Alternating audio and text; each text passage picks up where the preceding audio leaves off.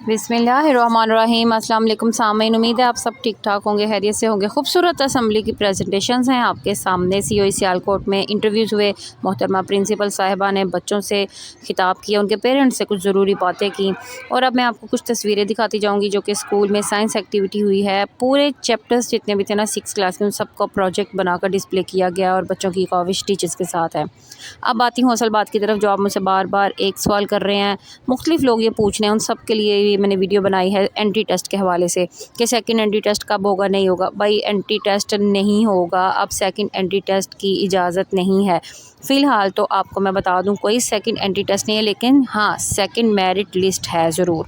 जिन बच्चों का पहले नाम नहीं आया, अब सेकंड नंबर पे जो लोग इनसे कम नंबर्स वाले होंगे उनको हम लोग चांस दे रहे हैं कि अदारे ने ये चीज़ डिसाइड की है कि हम सेकंड मेरिट लिस्ट लगाएंगे। लेकिन आप लोगों ने ये गौर करना है कि आपकी बच्ची का नाम आया कहाँ पे है। फ़र्ज़ करें आपकी बच्ची ने 8th क्लास के लिए यहाँ पे अप्लाई किया, तो उसका 8th में नहीं हुआ, तो अब सेकंड मेरिट लिस्ट जो आएगी उसमें हो सकता है उसका 7th में नाम आ जाए, हो सकता है उसका 8th में। ये मिसाल मैंने आपको दी है, इसलिए आप लोग अब हौसला रखें, दुआएं करें कि अल्लाह करे कि आपकी बच्ची का सेकंड मेरिट लिस्ट में नाम आ जाए।